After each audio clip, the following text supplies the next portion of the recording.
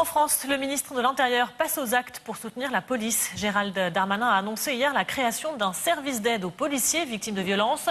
Une mesure pour tenter d'apaiser le climat de malaise qui règne depuis plusieurs mois au sein des forces de l'ordre. Depuis sa prise de fonction, le chef de la place Beaune n'a cessé d'affirmer son soutien aux policiers. Aujourd'hui, les syndicats qui ont déjà plusieurs fois exposé leurs doléances semblent avoir été entendus par le ministre de l'Intérieur. Mais les réponses apportées sont-elles suffisantes? Nous posons la question à Bruno Bartocchetti. Il est secrétaire zone sud du syndicat Unité SGP Police. Bonjour et merci d'être en direct avec nous sur RT France. Alors, comment est perçue chez les forces de l'ordre que vous représentez là cette création d'un service d'aide aux policiers victimes de violences? Il y a deux points importants. Le premier, c'est de constater malheureusement que notre police est bien malade, parce que notre société est très, très malade. Et d'en arriver à créer une plateforme pour entendre le désarroi et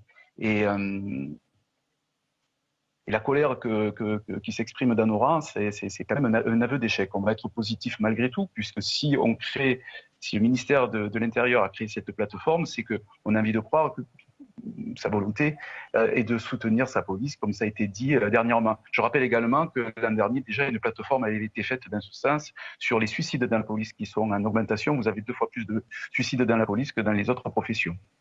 À quoi va ressembler cette nouvelle plateforme? À quoi est-ce qu'elle doit ressembler selon vous? Écoutez, il ne faut surtout pas que ce soit uniquement un centre d'appel pour le policier et se libérer de ses angoisses. Et je pense aussi aux angoisses des familles. Quand on regarde qu'on est pris pour cible après la défaite de match ou la victoire de match, comme ces derniers jours, on peut imaginer les enfants qui regardent la fin de match et peut-être imaginer son père dans un camion de police en train de se faire agresser. Donc je veux dire, la difficulté est forte dans les familles. Et le policier, lui, ce qu'il attend, bien sûr, après s'être exprimé, c'est certainement pas de se lâcher et d'être écouté. Il faut que, bien sûr, on tienne compte de ces appels, des nombreux appels, malheureusement, je crains, qui vont venir, pour qu'on prenne les choses à main et qu'on soutienne, mais pas uniquement verbalement, notre police. On doit aussi, sur un plan juridique, nous soutenir systématiquement lorsqu'on est victime de violences fortes. Notre ministère doit déposer plainte, doit se porter partie civile. Ça, c'est très important. On ne doit pas être isolé comme nous avons le sentiment de l'être. Le ministre de l'Intérieur a déclaré le 5 août dernier vouloir mieux former les policiers en début de carrière. C'est un problème réel aujourd'hui. Les policiers ne sont pas suffisamment préparés à la violence à laquelle ils sont aujourd'hui confrontés sur le terrain.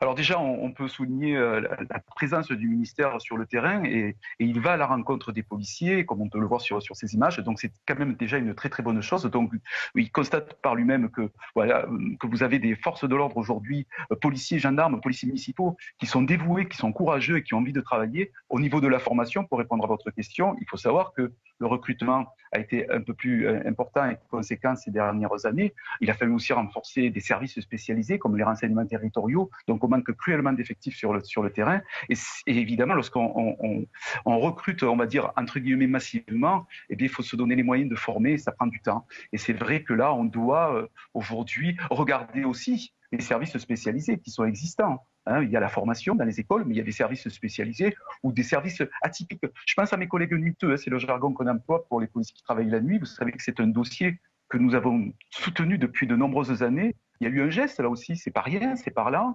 Un premier geste, j'espère qu'il y en aura d'autres, avec une enveloppe de 10 millions d'euros. Donc nous continuons à travailler pour que le statut du travailleur de nuit soit reconnu. Et là, ça en prend le chemin. On peut, à Unité SGP Police, se satisfaire de ce premier résultat. On va continuer à travailler parce que nous rencontrons régulièrement le ministre qui lui-même semble quand même très à l'écoute des difficultés qu'on rencontre. Et quant aux moyens qui sont mis à disposition de la police nationale par l'État, est-ce qu'ils sont suffisants à vos yeux? Alors, un syndicaliste va vous dire que c'est toujours insuffisant. Il y a eu des efforts de fait, on a beaucoup de retard. Et vous savez, je pense aussi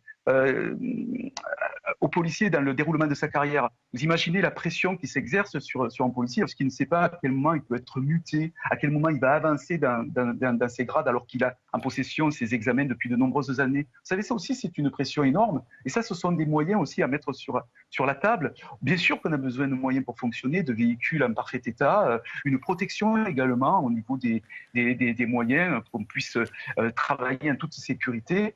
Mais on doit aussi regarder le sens que l'on se donne à cette carrière de policier. On n'est pas très bien payé. Si après avoir réussi un examen, on doit attendre 10 ans pour passer au grade supérieur, si on est dans l'incertitude de mutation, c'est très difficile pour la famille. Il faut que le policier déjà puisse travailler sereinement. Et s'il se sent soutenu, s'il se sent à peu près serein, parce qu'on a une profession difficile, hein, comme vous vous en doutez, on est très exposé, eh bien déjà on pourra affronter certaines difficultés que nous rencontrons au quotidien. Vous savez, je vous rappelle qu'on intervient toutes les 8-9 secondes en France.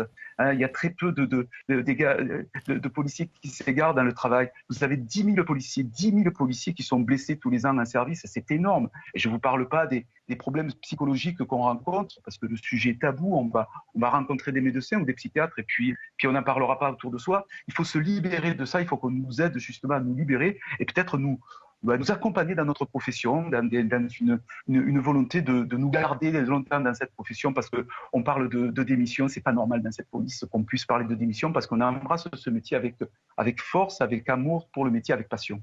Merci beaucoup d'avoir réagi sur notre antenne ce matin. Bruno Bartocchetti, je rappelle que vous êtes secrétaire zone sud du syndicat Unité SGP Police.